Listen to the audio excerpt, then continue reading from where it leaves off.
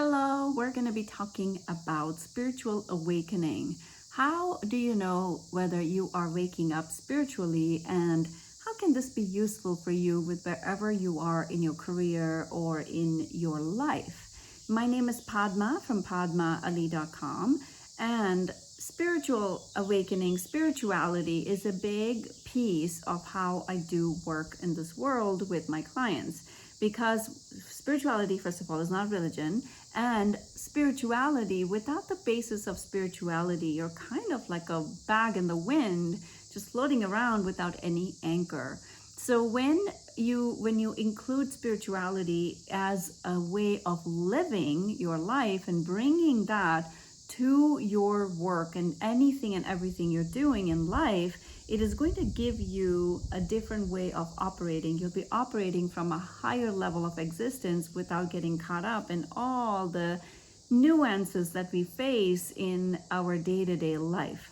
So today we're going to be talking about spiritual awakening. What are the signs of spiritual awakening, and why is this important in your life? So if you are watching this channel, if you are even following me on any capacity, I know that spirituality is of interest to you. And most likely you may be going through spiritual awakening. So spiritual awakening, the way it shows up, I've written down 10 symptoms. It is not limited to these 10 symptoms, but this is often how I have seen it manifested with my clients, with my own self. This is these are the things that I noticed when I started going through my awakening process. Awakening is a journey. It doesn't end. There are levels of awakening, there are layers to awakening, and what happens is as it starts to unfold, it'll become clearer and clearer about the different layers that start to unfold from that place. So one of the first symptoms I noticed for my own self and with my clients is that of feeling lost. Feeling like you are just kind of like nothing makes sense anymore. Life feels almost blah. And for some people, they start thinking that they may be depressed. Depression, I will not go into that as a therapist for many, many years. I'm not going to touch that topic of depression and connect it to awakening, because if you are depressed, please go seek help. However, sometimes spiritual awakening shows up and you may think that you are depressed, but it may be spiritual awakening. And so nothing starts to make sense. You feel kind of lost and it feels very blah in your life. The second, again, this is not linear. This is not like one leads to the other. This is just, I'm just sharing this as an overall what you may start to notice. You start to question everything. You start to question your beliefs. You start to question life. You start to question all the things that you were told from when you were little, like the way you grew up. Everything you start to question. You start to really wonder if this is yours or if this is just something you picked up from caregivers, from parents, from living life, from peers, and you just start to question. You don't like the things that you were striving for, like, maybe a house, or like, the things that people normally do, like over progression, right? You graduate from college, you get a job, you buy a house, you get married, you have kids, blah, blah, blah, blah, blah. All those things, you start to question the trajectory of life. The other way that it may show up for you is unrest. It just feels you feel restless. You just feel like you're just wanting something, but nothing is really landing for you. It feels very like there's just like a restlessness to your spirit even. Feel lost. There's a sense of like, I'm just lost. I don't know what I'm doing. It feels like I'm just waiting for something to end and something to begin, but I don't know what that is. It just feels like a sense of being lost. This is a big one, the one I'm going to share right now. For some people, it shows up as, I would rather be alone than be around people. You start to almost feel like a hermit. And people question that. They're like, what is wrong with you? Why do you not want to hang out? Why are you always alone? And you may be classified as like you are just being antisocial. It may be a sign of awakening. Again, if you notice, I'm using the word maybe because maybe is the right term. It is not None of these things are set in stone. It may manifest completely differently for you. You start to become focused on service.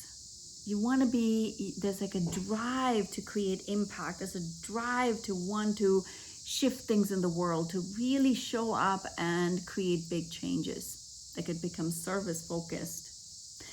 Your intuition goes wild. Your intuition, you become so intuitive, like you can almost sense things on such a deeper level. You become very, very intuitive. You start having vivid dreams, like very like crazy dreams. Like your dreams again don't make sense, but they are, you know, you're having vivid dreams. You start seeking. You become a seeker. You don't know what you're seeking clearly, but you are seeking. You're seeking something. There's something that is starting to pull you, but you don't know what that is yet. The last one is there's a heightened sense, like your senses feel very heightened. And often you start feeling better in nature, like you feel much better when you're out in nature versus when you are cooped up inside, and like you don't even want to be in cities, or like you start wanting to be in more and more in nature.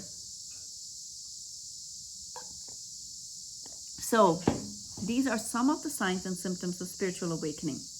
Now, if you're going through any of this, okay, first of all, make sure like it's not clinical anxiety or depression or any of that, because some of these symptoms can be masked as that. And if you're going through this, welcome. Welcome, because you're now starting a new chapter, right? Because now you're going beyond you, this physical form you, and how can you be of service? How can you really help the world from a bigger and bigger place? And so allow yourself to go through this process. Again, like I said, it's a journey. There is no destination in place. You're just going to allow. And the way to do this, again, is to just surrender, be in stillness, let things come to you.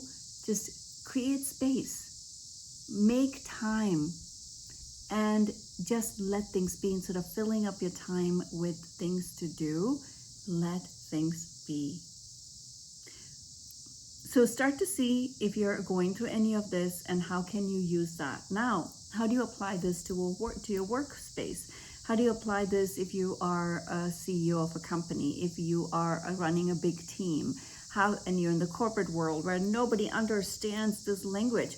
The reason I'm talking about this is because many of my clients or high performers often go through this, and they're in a corporate job. They are running a corporate company where it is very, very, very focused on this, you know, like performance and revenue, and like it is just on that plane. And it starts to make my clients very disoriented. They're like, what do I do with this? Because I'm feeling this come up, and here I am still trying to plug myself back into this world. Easy thing. You can compartmentalize. For right now, start compartmentalizing, because you have to start, first of all, by working with your own self. Meditate, because it's very grounding. When you start meditating, when you are sitting in silence, information comes. And then you can start to take that information back into your workplace, bring it into your teams, start to encourage a culture of meditation, stillness, silence, and bigger vision. Like, what is your vision beyond what you're doing? How can this create bigger impact in the world? So start to take it to the next level with your company. And many, many, many, many high performers are very spiritually oriented. You know, like Steve Jobs went to India for many months, I believe, and he was working with Neem Karoli Baba, who was not in physical form by that time, but getting a lot of information. There's so many of the spiritual leaders, even Albert Einstein, okay, very spiritual. So at some point, spirituality and science, they start to become one and the same. So a lot of these leaders look for leaders who are spiritually oriented, and how can you embody some of the ways that they are facilitating this with their own company. So start to look for those things and see what happens, okay? So, and also when if there are people in your company who have similar philosophies, start to bring these things up as conversations on a weekly basis, on a monthly basis, so there can be more of fostering that as a company as a whole. Very radical in your way of thinking, and it's not for everybody.